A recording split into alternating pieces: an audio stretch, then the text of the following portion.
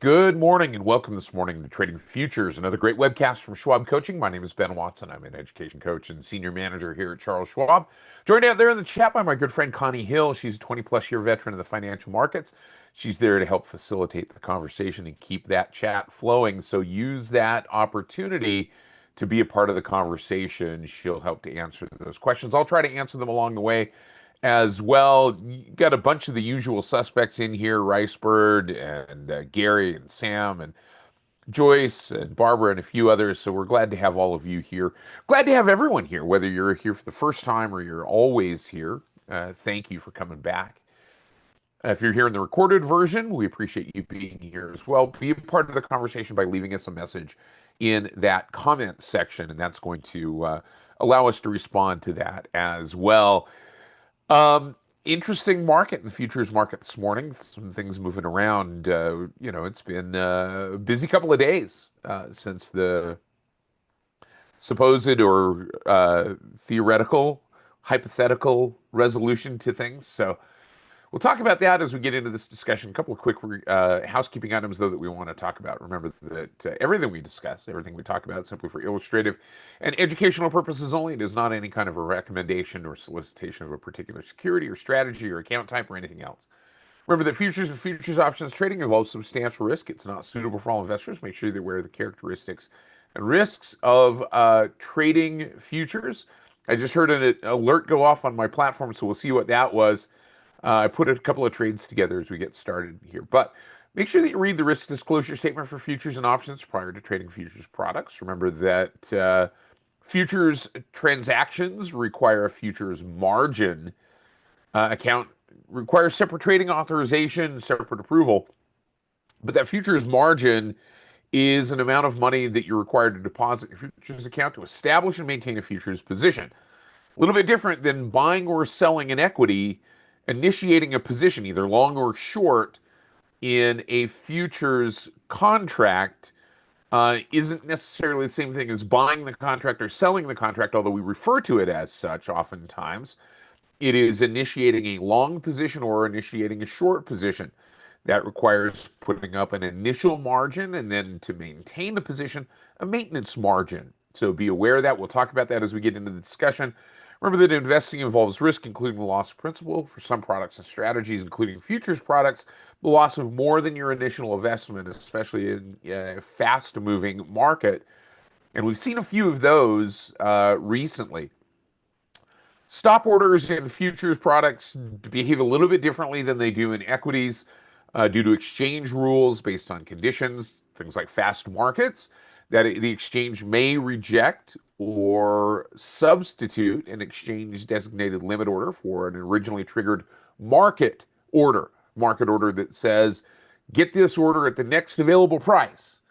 That next available price might be significantly different. So in order to protect not only the exchange, but also the participant, the trader, the exchange will substitute that order with a designated limit order within a particular protection range. If the market moves outside of that protection range, there is the possibility that the order may not get filled or just get rejected entirely. So there is that potential that a trader who thought that they were going to get out could get not out of the trade and still be in a fast-moving market. So just be aware of that. We're going to talk a little bit about virtual currency derivatives today, including futures on some of those cryptocurrencies, and I'll tie that back to a conversation that I had yesterday. But if you're going to trade those products, make sure you read the NFA Investor Advisory and the CFTC Customer Advisory about those products. Recognize the virtual currency derivatives represent and contain significant risks that are unique. Virtual currency digital representation of value doesn't have legal tender status. Therefore, there are some unique risks there. So be aware of that. We're going to be using the Paper Money platform of the Thinkorswim desktop software platform. That Paper Money version doesn't do certain things that a live trading account would do. Namely, doesn't use studies in scans, doesn't allow for, in the event of trading options, the early assignment of short options. And I think in what we're doing in trading futures, The biggest difference is going to be in order fill prices. Typically, paper money will fill at an algorithmically derived midpoint, whereas a fill price in a live trading account may be vastly different simply based on market forces. So there is some concern and some attention that has to be paid as you move your practice from paper trading to live trading. Remember that past performance, no guarantee of future results. And any of the forms of analysis, whether it's technical analysis or fundamental analysis, probability analysis, those are theoretical in nature. Those don't guarantee what the market is going to do and shouldn't be relied upon as a sole means of investment research. So let's take a look at what's going on out here in the platform. Jump over here to the Thinkorswim desktop software platform. And the market is open. The cash market is open. Here's the /ES. It's up a little bit on the morning, up about 0.10%. But it does also seem to be kind of banging its head on a little bit of a resistance level after a big gap up and rally yesterday. And starting to see what's going on here. Maybe a little bit of initial momentum to the upside, although the RSI at the moment on the daily chart kind of flat, not really seeing a big push. We're going to take a look because that's one of the trades that I put on earlier. And I'm guessing that that's probably the one that went off as we were looking at because it may have hit our profit target already. We'll take a look. But let's take a look quickly through the other futures markets here. NASDAQ back down just a little bit, tech heavy. There is some drag on some of those names as maybe there's some rotation. You got to think about where that money is rotating to and some big high profile activities going on that are sucking up perhaps a lot of liquidity from elsewhere. And again, I'm kind of limited in terms of what we can talk about regarding some of those big high profile things that are going on, but that's perhaps sucking some of the wind out of the sails of some of the other /NQ components of the index that are maybe seeing this rotation and kind of banging its head again on that resistance level. So not quite happening on the ES, but it is happening, seeing a little bit of a push to the downside, a little bit of negative momentum here on the /NQ. And the small caps starting to see a little bit of movement to the upside. And a bit of a gap down and rally today on the Russell 2000 on the small caps. We'll take a look at that as we get into our discussion of some of the micro futures. This is one that I also wanted to pay attention to this morning as we started to look at it. Joss asking a question here this morning, and I think this is an interesting question. Will Schwab be introducing AI into the Thinkorswim platform anytime soon? Starting to see AI incorporated into many investment sites. And the one thing to think about is that the Thinkorswim platform is always a living, breathing entity. So it is always being improved, as you've noticed. If you look at the release notes, if you go to the education tab, you're going to see those release notes that there are lots of things that are happening. Will AI be incorporated into the Thinkorswim platform? I would probably argue from my experience in being around this platform for the better part of 20 years that the answer to that's going to be yes.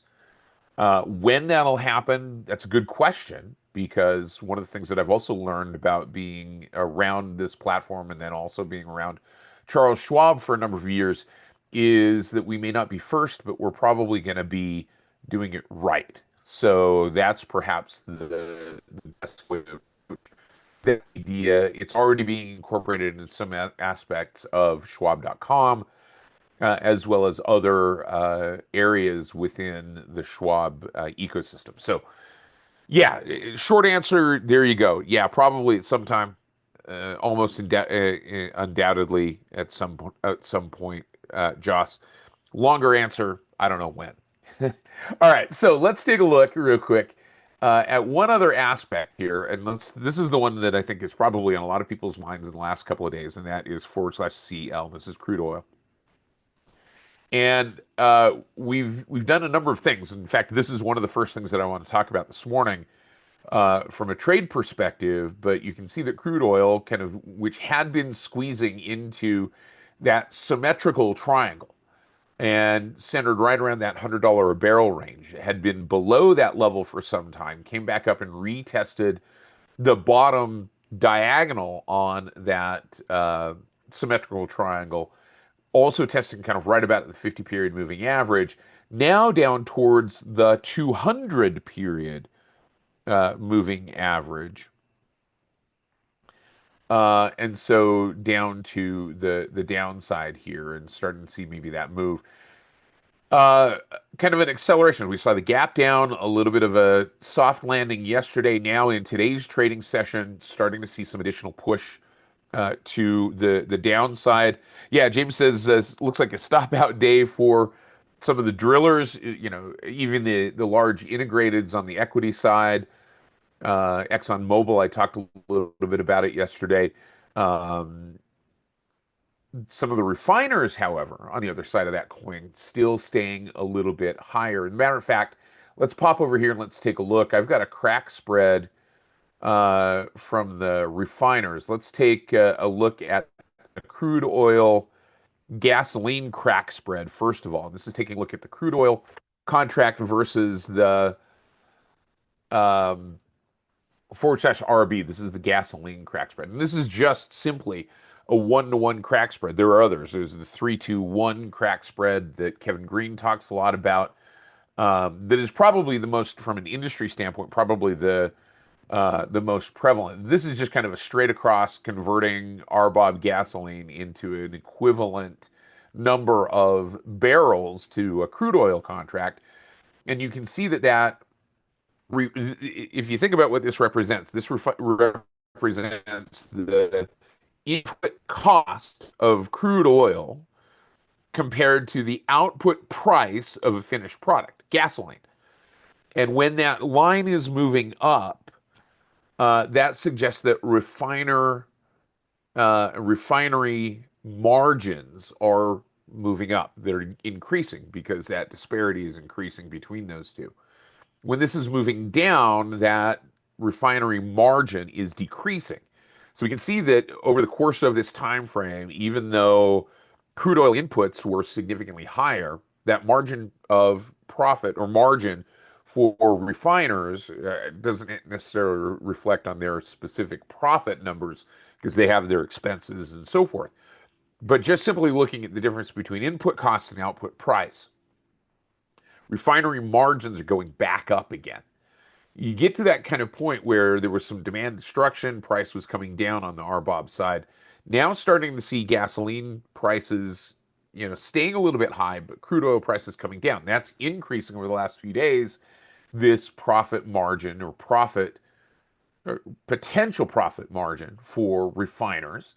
If we take a look at the disparity between crude oil and heating oil, this is an area that has been um, kind of declining. We've been seeing that margin declining a little bit because heating oil, quite frankly, has been coming down due to some demand destruction, right? So Ted Barron asks a question. So how does that chart that we were just looking at, right? So if we were to look at, let's go to our single grid. I think this is a great question. And we'll jump over to the chart or the trade here in just a second, trade example. But let's take a look at this single grid. I'm going to put back here /CL. This is crude oil. And I'm going to hide a couple of things here. Let's hide that comparison line. Let's hide that correlation tool. Now we're just looking at the continuous contract. And so the continuous contract simply just does what, say, for instance, a contract or an equity chart would do that has dividends that adjusts the chart for dividend payouts. So this continuous contract, which is what we're looking at here on /CL, the continuous contract takes those monthly expirations or rollovers and adjusts the chart for that difference. That's the nature of this continuous contract. If you were to go to the gear icon and you were to go to the futures contract here and you say, all right, let's show those contract change events, apply and okay, you can see where those events occur, where those rollover lines occur. And that is where that chart gets adjusted. You can see some of those adjustments that happen in terms of this continuous contract. But that's one way to display. I normally will turn that off just because it shows it gives you a lot of information that doesn't necessarily help. It just kind of gets in the way of that continuous contract. And typically, when we're trading those smaller contract or smaller time frames, which is normally what we do in this particular class, we're not necessarily concerned about that change in those rollovers. So, good way to put that. Yeah, I agree with you somewhat, Sam, in terms of that idea of a chemical engineer at a refinery might be more invested in paying attention to crack spreads, but it's an interesting relationship, and it helps to kind of visualize, I think, for some traders, that difference between input price or input costs and output prices. So let's do this.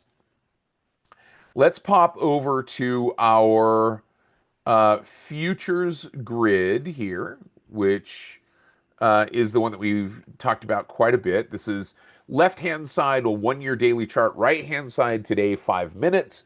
So we're looking at 5-minute bars. And as we pop over here, I wanted to take a look first of all /MCL. And there's a reason for that. /MCL. Kind of continuing that crude oil discussion. So seeing crude oil kind of moving below this support level, kind of outside the range of that symmetrical triangle, /MCL sitting at $78 a barrel, or $78 to the barrel, as Nicole Petalides says quite often. But starting to see some downward momentum here, a couple of bear flags. So that possibility, a little bit of a bounce, though, quite frankly, to the upside. Nevertheless, that contract, the continuous contract, continuing to move. If we were to change this and go to the trade tab, one of the things that I wanted to look at here, because we currently have a calendar spread on, we are short the /MCLQ,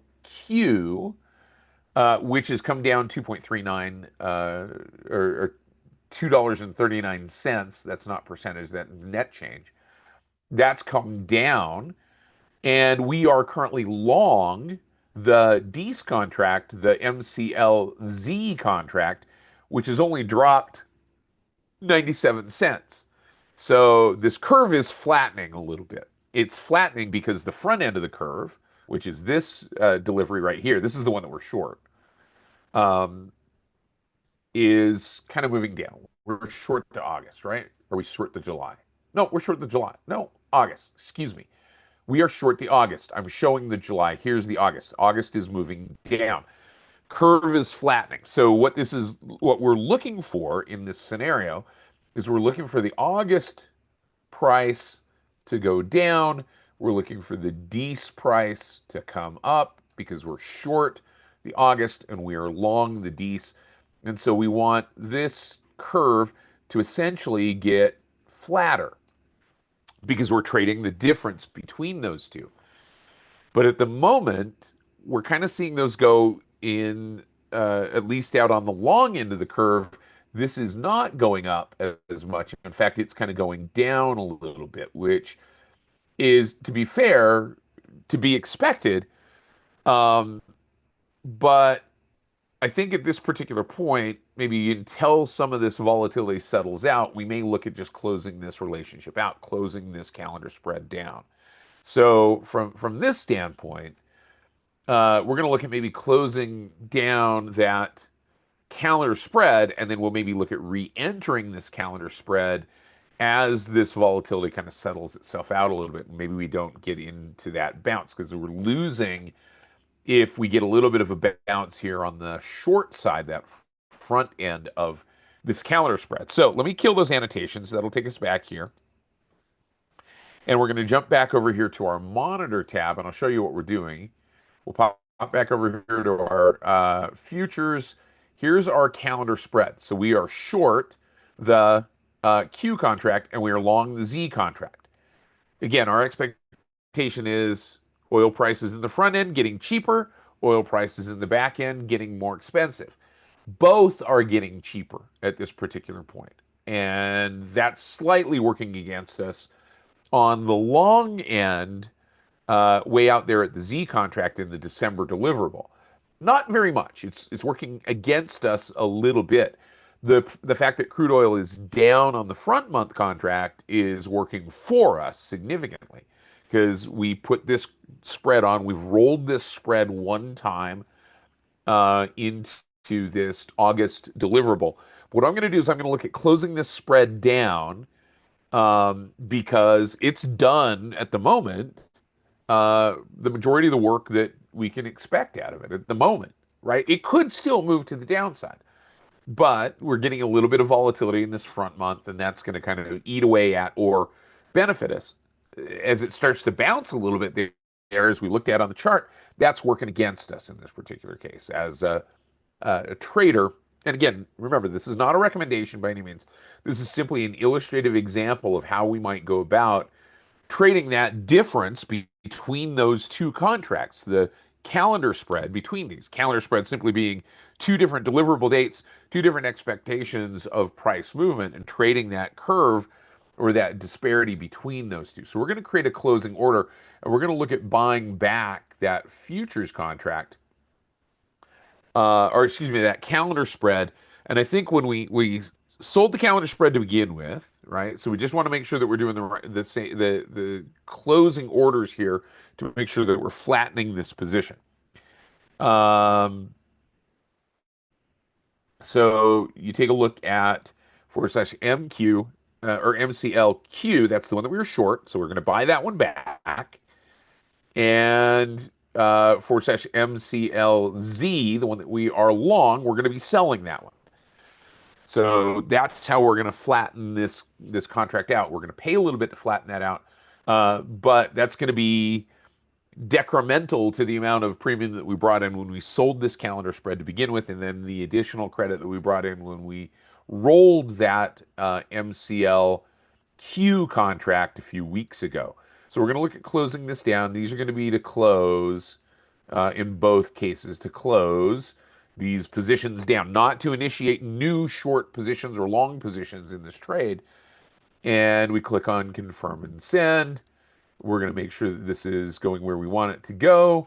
And we're going to close those two positions down and flatten these positions out. Now, we may reinitiate this calendar spread at some point. And Ron says, yeah, there's some operational issues, near those lows. But the thing about it is, the oil market is remarkably resilient, and so we'll see some movement around, and it can become remarkably volatile. So we're going to look at closing that position down. We've got that order in to try to close that position down. So we may have to come back in and bump that a little bit and work that a bit. There we go. Our calendar spread closed for us. So now we are out of those. We're flat on that position. We'll look at reinitiating that calendar spread as we start to see that relationship and that curve change again. Yeah. And Sam, the fact that the front month crude dropped as quickly as it did suggests that it might be that kind of initial reaction, and then maybe there's some volatility that kind of works its way out. Let's go back over to our charts here real quick. So that was the first one that I wanted to take care of. The second one is this one, forward slash MES. Remember, we talked about the fact that forward slash MES, the S&P 500 contract, was starting to move up this morning. In fact, on this left-hand side of the chart, I was kind of looking at that move back up into this resistance level, the resistance level up here around 76.53 or so, in this very kind of small movement here to the upside, but still, nonetheless, banging its head on that resistance level. So what I was looking at on the right-hand side, and I'll just expand this right-hand side chart so that you can see what I was looking at. But here's that resistance overhead, right about 76.48. I kind of detuned that a little bit from that 76.51, 52 range, and kind of where I drew the line is kind of where I picked that target. Not doing it mathematically, just looking at where that resistance, where I was drawing that resistance level. So the setup for this was looking at this kind of little short-term resistance area here on this bounce. So diagonal trend line creating the bounce. We got a little bit of a blip below it, but my entry was on a buy stop entry. So let's just kind of walk through this. And for those of you that are brand new to trading futures, when I put together these short-term intraday trades, I'm typically doing these as examples with a target order to get out, a stop order to get out if it goes against us, and then entering on typically either a buy stop or a sell stop that says, stop, wait, don't do anything until I get confirmation that price is moving in a particular direction. So in this particular case, my entry, and I'll just kind of create this, I can create this order again just so that you can see how I did this as I went through this. So my order was a buy stop entry. So I'm going long this contract, meaning initiating a long position, taking advantage of upward price movement. Going long the contract if it moved above 76.2750.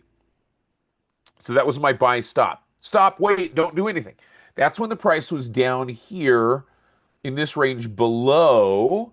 Let me put this on a pointer so you can see it right here. So when price was right in this area here, around 76.25 or so, waiting for that entry signal to occur. It was buy stop if price went above 76.2750. Then once it did that, we went long. Now, I would put a stop order on that trade at 76.14. So if it goes to the downside, that theoretically takes us out of the trade. If it goes against us, we want this to go up, to be clear. The target order is up at 76.4850. So if the price of the instrument, the underlying contract here, /MES, moves up, then we're benefiting from that trade. So we're long the contract. So I put a target order there, which was a limit order to sell at 76.4850.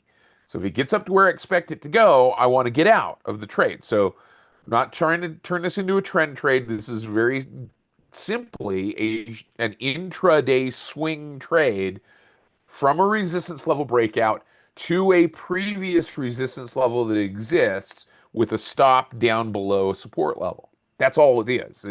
That's all we're doing in creating this trade.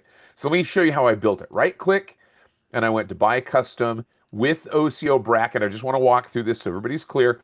So my entry was at 76.27. When I put it in was 76.2750 was my buy stop, and I made that not a limit order, but a buy stop.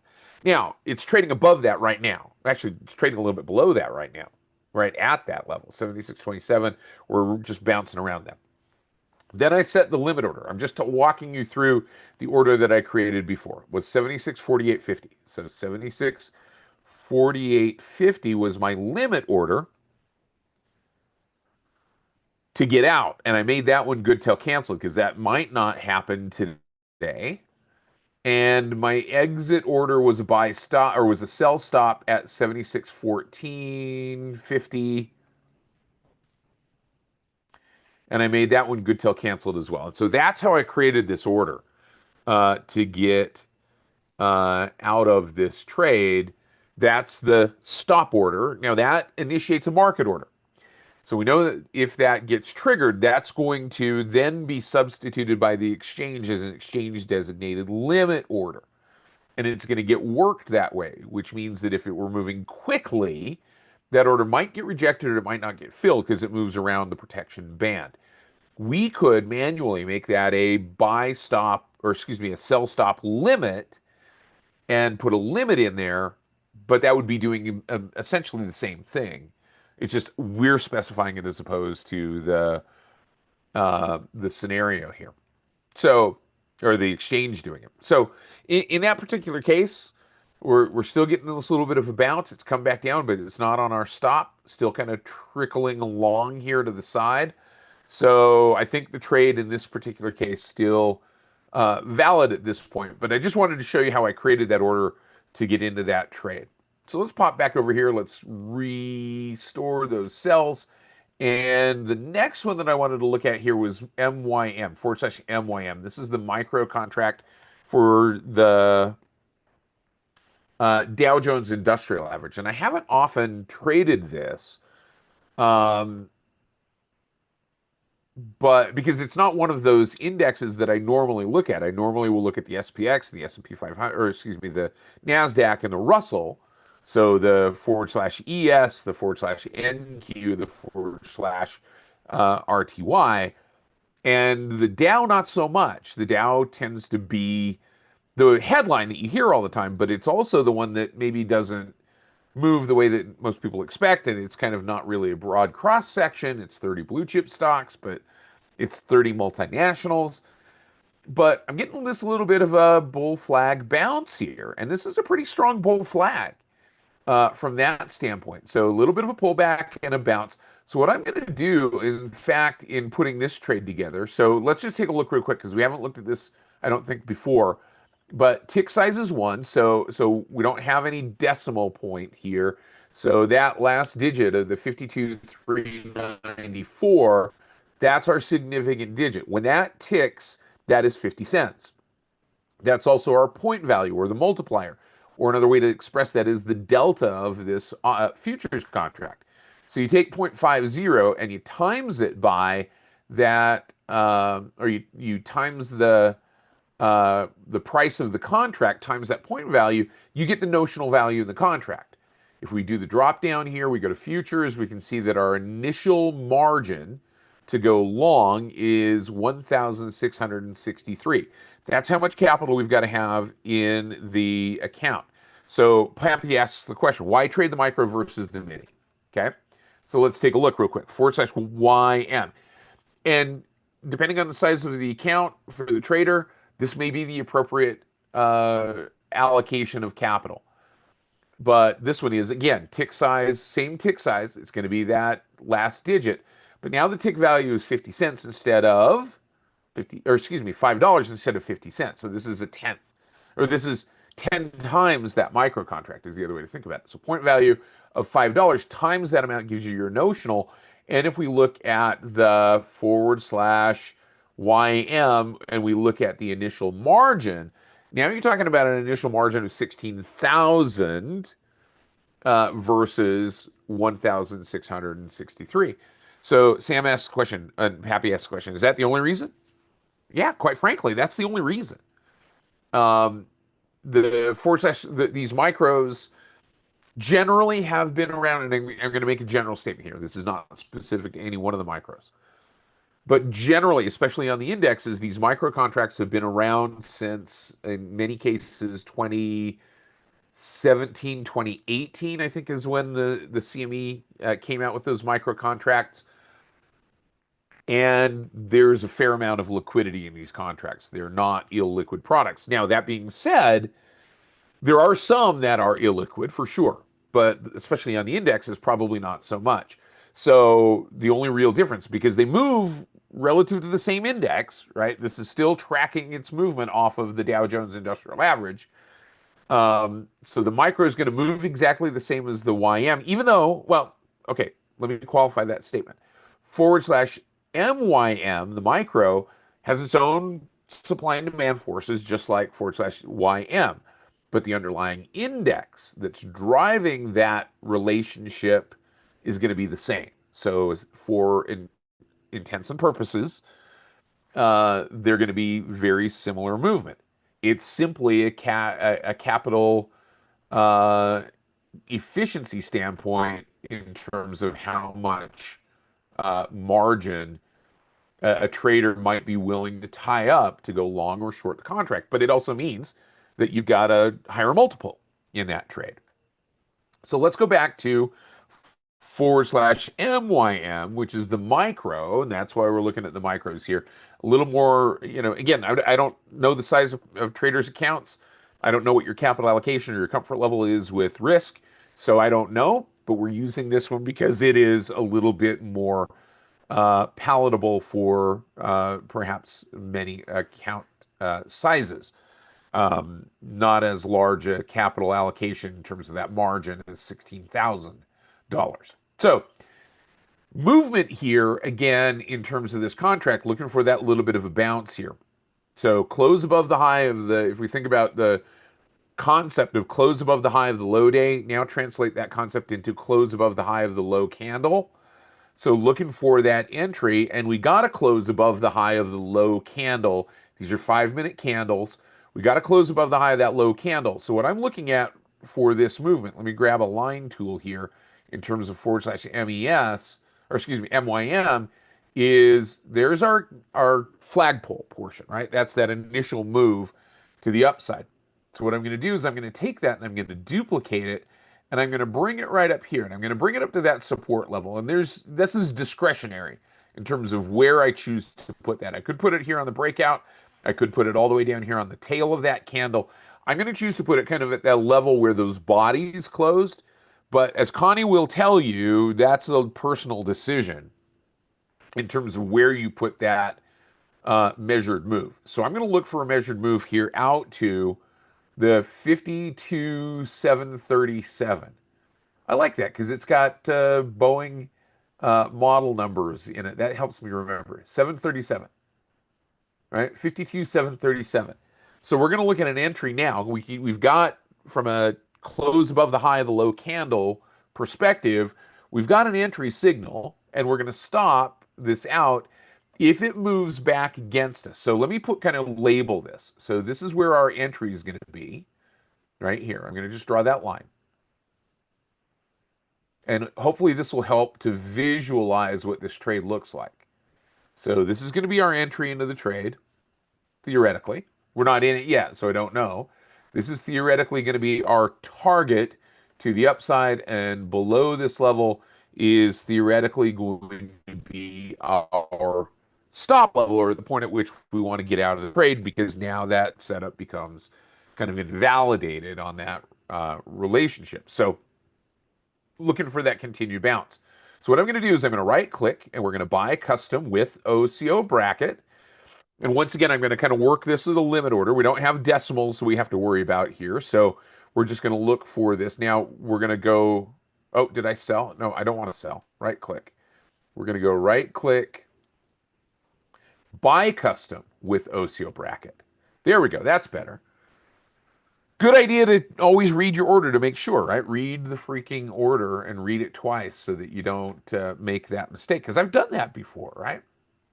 So here's what we're going to do. I'm going to make this order 52,435. We're at 52,436.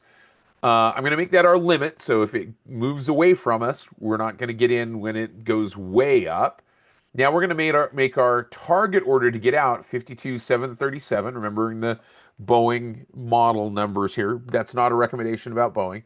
52,737 is going to be our target. We're going to make that good till canceled. And we're going to make our stop here 52,245. 52,245. 245 is our stop. We're going to make that good till canceled. We're going to leave that as a market stop. Again, that's going to get worked as an exchange designated limit order in this particular case. So we're going to look at getting long this contract. We've got that close above, or that bounce off, that bull flag bounce. We're looking for this target. And visually, you can kind of see what our risk to reward is. And that's what I like about doing it this way, because I can see that my risk in the trade here is this, and my potential reward in the trade is this, right? So just about visually 1.5, maybe 2 to 1 reward to risk in this particular trade. And I kind of like visualizing it that way. So we're going to go ahead and I'm going to click on confirm and send. Again, remember, this is not a recommendation. This is simply an illustrative example. There's our buying power effect, or in other words, what our initial margin has to be in entering this particular trade. I'm going to come back and I'm going to do one thing here. I'm going to edit this to close, and I'm going to make that to close. Because I've noticed that if I leave it on auto, it's leaving those two orders as to open orders. So we're going to make this auto. We're going to make that to open the transaction. We're going to make the other two to close the position down, so that usually when you leave it on auto, it does that automatically. But I've been noticing that when we do the confirm and send, it's been leaving it as to open, to open, to open. So I just want to make sure that this is to open and then to close or to close. With that, one cancels other order. So I'm going to come back in here. We're going to make this go to our futures group, and we're going to go ahead and click on send and fire that order off. Now we are long this contract. And Sam says, yeah, this is a defined risk trade, theoretically, right? So Hans said, how did I choose that rough range for the target? I went from the bottom of this move up to the top of this impulse move. So typically in using a flag type pattern, so a flag pattern, let me just kind of define this real quick. A flag pattern looks like this. You get a high and then a pullback and then another high, right? And those are equidistant. That's kind of the concept behind a flag. So all I'm looking for here is the same thing. It's that impulse move, the pullback, and then that next move. All I did is I duplicated that range and I put it up there as a target. I don't know if there's resistance there. It's just based on that concept and that theory of a measured move. And if you want more information about that and how we do that and how that pattern works, we've got a great webcast called Trading Price Patterns that our good friend Rachel Deshelle teaches. And she goes into that concept. Connie's taught that before. I know Connie does a lot with flags. She's got a lot out there in the archives. So we are in this contract. We're looking at this, making that move to the upside. So speaking of that, let me pop over here really quickly. And let's pop over to a couple of places here. The first place I want to take you is this, which is schwab.com/futures. And this is the location if you want more information about trading futures at Charles Schwab or trading futures in general. This is a great landing page to get that information. Schwab.com/futures. So it'll talk about why trade futures at Schwab. It'll talk about what futures markets are available. It'll even take you through introduction to futures. So how to trade them, futures margin, FAQs, those types of things. This is a great landing page for that information. All right. Ron says, yeah, lost $6,000 on an errant order. I've done it on camera before, right? Measure twice, cut once. Yeah. Or it's like my Saturday usually, which is measure once, cut twice, and then go back to Home Depot for another board, right? Now, pop over here to the Trader Talks webcast page. And by the way, this is a great place. If you haven't done so already, click on subscribe. It makes it easier for you to find this information when you come back. It also makes it easier for you to set up an alert if a new webcast gets dropped or a new recording gets dropped in there. Just click on that subscribe button if you haven't done so already. But then this is where you can type in flag pattern. And if you wanted to learn a little bit more about trading flag patterns, here's Michael Fairborn talking about how do you build a scan that looks for flags. Here's Brent Morris talking about scanning for flags. But here is the playlist for trading price patterns that Rachel Deshelle teaches. Here's Barb Armstrong doing a webcast a little while ago on Flag Patterns 101, everything you wanted to know about flag patterns. So you got lots of great resources there to learn a little bit more about that particular pattern. By the way, I'm going to pop over here to our Schwab coaching page really fast.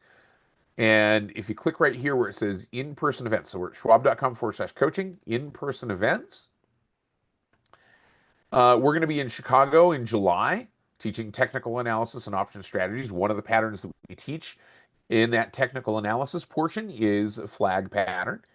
Then we're going to be in Dallas doing a market drive. Then we're going to be in Orlando. But then in August, end of August, we're going to be in New York teaching the Advanced Option Strategies workshop, where we talk about some of those advanced options trades and ideas. But we also have a segment in there on trading futures, introduction to trading futures. So great opportunity for you if you're going to be in that area. These are free to you, no cost, and we'll buy you lunch and breakfast and all of those things. So some good stuff. The other thing I wanted to point out really quickly, and I mentioned this in the discussion or in the introduction to the discussion today, but yesterday we didn't get into any of those Bitcoin or Ethereum futures contracts today, but I did talk about them in the disclosures. On Mondays, I teach a webcast called Cryptocurrency Basics. And in that particular webcast, we talked about some of the ways that investors can gain exposure to cryptocurrency in their account. And one of the ways that you can do that is through the use of futures contracts. And so, since we've got futures disclosures in this particular webcast, I just wanted to tie it back to the discussion that we were having yesterday in terms of cryptocurrency. So, um, we'll have more of that discussion next week. Next Monday, we'll talk a little bit more about it. And then I will talk more about, in fact, I'm going to try to plan that entire Trading Futures webcast, depending on what's going on, around the idea of talking about cryptocurrency futures contracts. So, my thanks to Connie Hill for helping out today. My thanks to our great production staff, Andrew and Gabe, for helping out. Now, of course, our reviewers. We appreciate you helping to keep us between the navigational buoys and all of you for being here. Have a great day, everybody. We'll see you again very soon. Take care. Bye bye.